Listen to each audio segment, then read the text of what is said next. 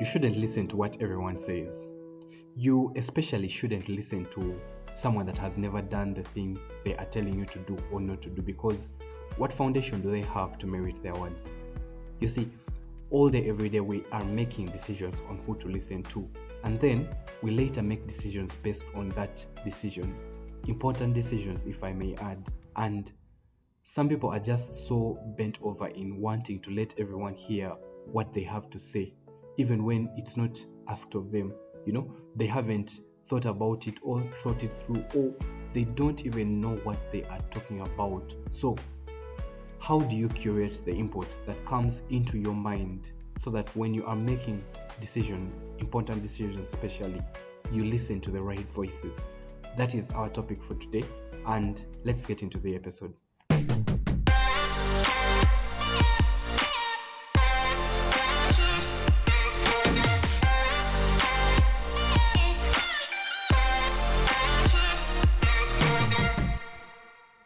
Hello, everyone, and welcome back to the 5 to 9 Job podcast.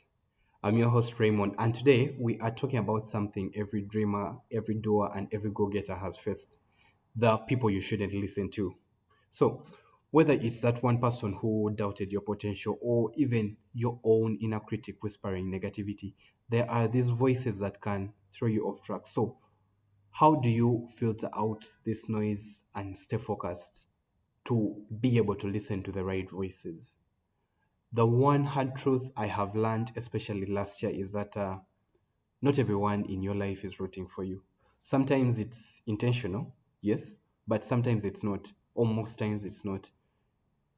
Regardless of whether it's intentional or not, the result is the same. There are people that will plant bad seeds, and maybe it's a family member who says that's not a real job, or a coworker who rolls their eyes when you share your new idea or when you share something in a meeting. It could even be your own mind whispering to you, what if you fail? What if you fail?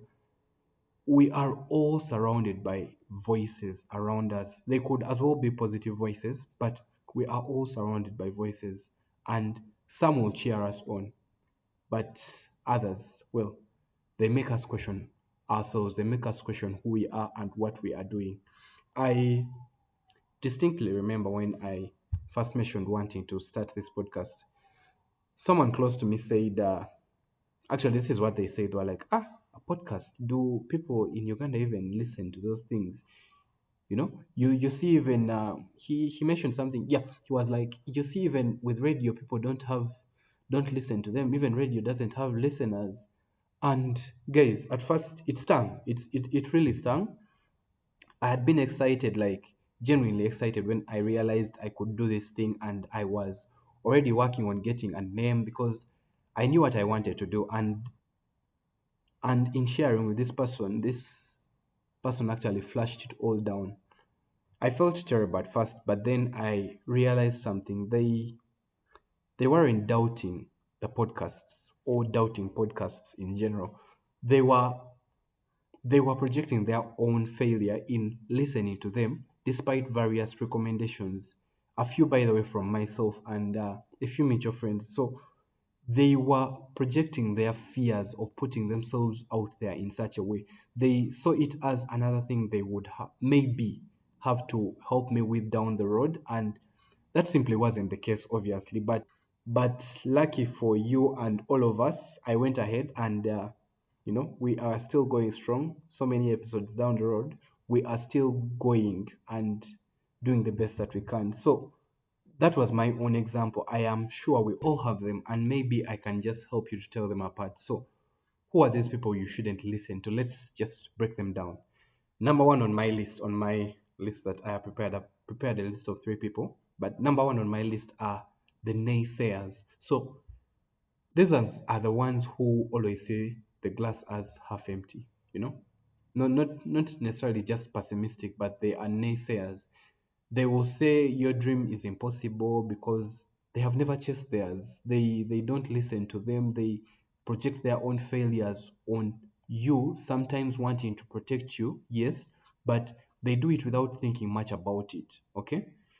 If you spoke to someone else and told them something and they really thought of it and then gave you an answer, that would be okay. But if they just answered, I mean, at that point, you just need to seek another opinion if you still need it, because that person is a naysayer. That is one. Two are the overly safe players. So these people mean well. They sincerely mean well, but their advice often comes from fear. Stick to what you know is what they say usually. But sticking to what you know rarely leads to growth. We have discussed before how being in your zone of comfort never leads you to grow. Because every successful person you listen to will tell you they took a risk. They risked their own livelihood and took a chance on themselves. The bet they took on themselves so that they could come out on top and do all these things, to try as hard as they could to push themselves to build this extraordinary life that they had. So they obviously knew that to have the life that they wanted to, they wouldn't get it by fitting in and just sticking to what they knew. They had to push the boundaries. So that is the overly safe player. That is two. And then three are the envious. And these ones are the hardest to spot and so far the worst.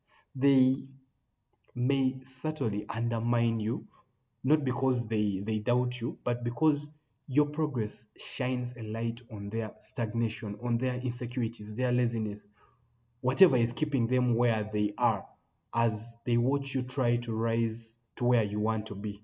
So you will see them in their actions, in their responses, and the body language. You need to become more aware of them once you see the first sign.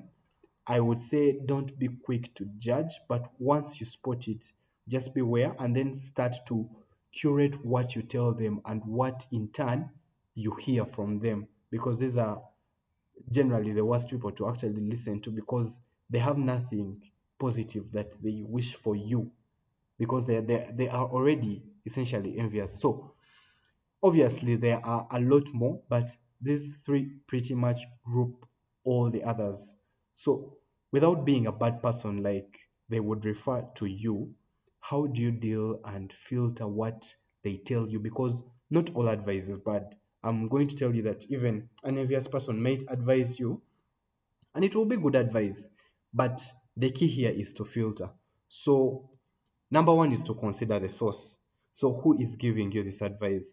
Have they achieved something similar to what you're aiming for? Do they have some experience? And if not, their opinion may not hold much weight. I mean, you can't advise me on something you have not yet done.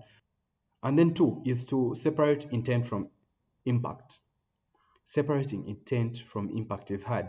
You see, sometimes people criticize out of love and concern, but their intent doesn't always match the impact. So you need to actually segregate that and take what is helpful and leave the rest. In the example of the podcast, let me say, maybe they didn't want me not having viewers and listeners and struggling with the podcast and everything. And that was the intent. But then the impact was that they almost killed my dream. They almost killed the vision I had, that fire that I have within me to this day to do this. So the impact was negative, but you could stick to being grateful for the intent, for the good thing that they intended to do, but that didn't really come out well. You get it? So, first thing is to consider the source, and then two is to separate intent from impact.